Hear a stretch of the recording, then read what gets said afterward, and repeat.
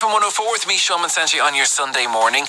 Now, during the week, Shane Filan was in Dublin to launch his brand new album, Love Always. It was actually great. He performed some songs. He obviously sat down with us for a chat. But some of the music on it, like he's done some covers of some absolute classics, all the way from like the music from the noughties with This I Promise You by NSYNC, do you remember that one, classic, to Crowded House's 80s song, Don't Dream It's Over. He's gone through all the classics that I would actually love, and you would probably love, and cover them, and done some new songs on top of that. So anyway, as I say, I sat down with Shane to talk all about it, to talk about how life has been and how everything's going. So here's Shane Filan talking to me during the week. Well, come here, this is the third album, right? Third solo album. Yeah. Can you believe, I remember talking to you about the first, and maybe it's sign of my age. It feels like yesterday. I know it does actually. Yeah, it's 4 years ago now since I released the first one.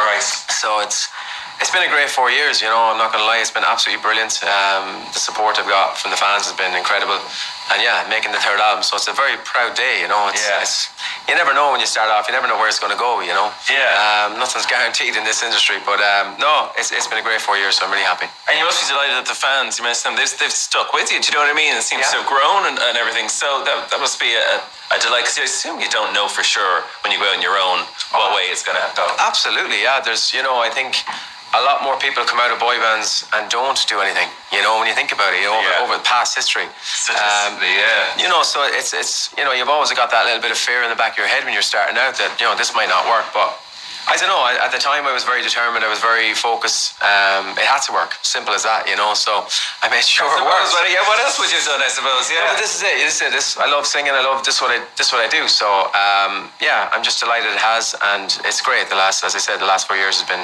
incredible, really. Okay, so the new album, it's a mix of new stuff and of course covers. And the first song was Unbreakable. Yeah. So where did that come from? Like, do you still enjoy the songwriting process? I do. Yeah. I actually didn't write Unbreakable. It was written by a guy called Jamie Scott. Who's a really good songwriter. Yeah, he's an amazing songwriter. Did a lot of 1D stuff and loads of different stuff, Rag and Bone, and he works with everybody. Really good songwriter. So I was delighted to get this song. It's a great song, beautiful song. It's a song that Louis kind of had for the last couple of years. He knew it was there, so we got it, and I recorded it straight away. And yeah, it ended up being the first single because we felt it was a really good song to kind of, I suppose, show what the album is about. And it wasn't one of the covers, obviously, because the album is definitely more focused on covers.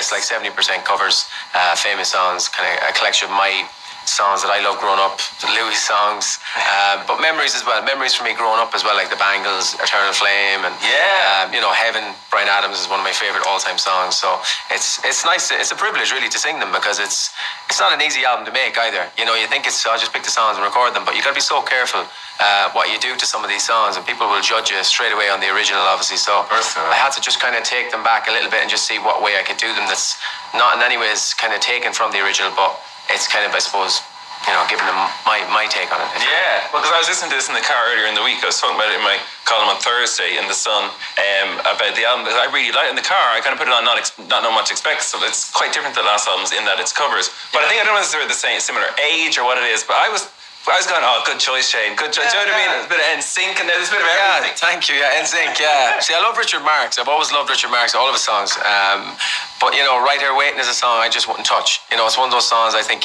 you don't go near. Yeah. But his next best song, as far as I'm concerned, is This I Promise You. And I remember coming out, Westlife were touring over in America at the time, and NSYNC were huge in America, and they released this song on their second album, I think it was, in the year, I think it was 2000 or 2001. And I remember hearing it going, what a song, like, what a love song. It was like if Westlife had that now, But we didn't do, like, we'd Fly With the Wings at the same time. Songs. It was, and I remember meeting NSYNC at the time, and Justin Timberlake and JC came over to us at a party in LA. We were at the Grammy pre-show party, our first ever big party, and they came over to us and they talked about Flying Without Wings to us. Really? They were saying, "Oh my God, this song, Flying Without Wings, you guys, oh my God." We were like, "You're NSYNC, like you're like the biggest band in America." So it was a nice compliment to get, I suppose, at the very start. So we definitely knew we were on the right road. But getting back to the song, it's just a great song. And I thought someday, if I ever do a love songs album, I'll definitely record that one. Are you a romantic then at heart, Shane? Is like their flowers being sent to Gillian every day, or like what type of husband are you? Not every day, just every Friday. I think I am. Yeah, obviously I'm a romantic to a certain degree, and Gillian is probably just as much back to me. But I know this album is just, I love singing I love singing love songs. I love singing big, powerful songs. Yeah. You know, I don't think I'll be doing rap anytime soon or any of that kind of stuff, or heavy metal, or. But I do. I love singing a great ballad, and it's something that myself and Louis talked about from day one. You know, he goes, "You have to do a love songs album sometime," and I was like, "Absolutely." And it's not something that, you know, I knew it was coming. But we just didn't know which album it was going to be, and we felt like this is the right time to do it. Okay. And I think there will be more in the future. I'll definitely do another one down the line in the future, or a Christmas album, stuff like that. I like. It'd be great for a Christmas album. I'd love to do a Christmas album sometime. It's something that at the right time, whenever the right year comes, I'd do it. Because it's the great thing about it, I suppose. You can experiment, you can do different things, but I'd never go too far away from what I like and what I think my fans will like. There's no point trying to surprise everybody, because then that could be a disaster. So I think love songs is definitely something that I'll continue to do, whether they're original or whether they're covers. All right. Do you and Louis usually agree on both, whatever, to music career and normal things in life, or do you butt heads a lot? No, we do agree a lot. In fairness, we are very similar when it comes to music. I think, you know, sometimes we don't agree on certain songs. Like there's certain songs we didn't put on the album because we just didn't agree that they were the right songs. Right. But I think that's what it's about. That's what a good manager-artist relationship is. You throw out loads of ideas and see what sticks and see what both you feel comfortable with. Like Don't Dream It's Over, Crowded House. That was Louis' idea. Was it? Yeah, and I loved the song growing up, but I never would have thought of it, because we you know, we made our list. Louis was like, make your list. We'll both make a list, and then we meet and we'll tick off the list, basically. Right. So that's what we did for the album. And it was a really cool process, because we kind of took a week or two to do it, and then we met up for dinner and we actually went through all the songs. Okay. But Don't Dream It's Over is one. He was like, you have to record this song. Like nobody's done it in a long time, and I think it'll be a really, really good song for you. So, and it is. It's turned out to be one of my favorite, probably my second favorite after Heaven on the album. Nice. It looks like it's going to be the second single. So Louis picked single 1 and 2. He's got a knack for that. There's something he can see it before it happens. He knows. He knows music, you know, big time, and he definitely knows when it comes to covers, when it comes to older music, that he's a catalogue of hundreds of songs, you know. Right. And I think he's great at that, and I trust him when it comes to stuff like that. So, but yeah, he's been right definitely on the first 2 singles. So I can't wait to. Don't Dream It's Over is going to be a newer version for the single, though, because the album version is kind of acousticy, kind of. So it's going to be a lot fuller production. So it's going to be coming later in a couple of months' time.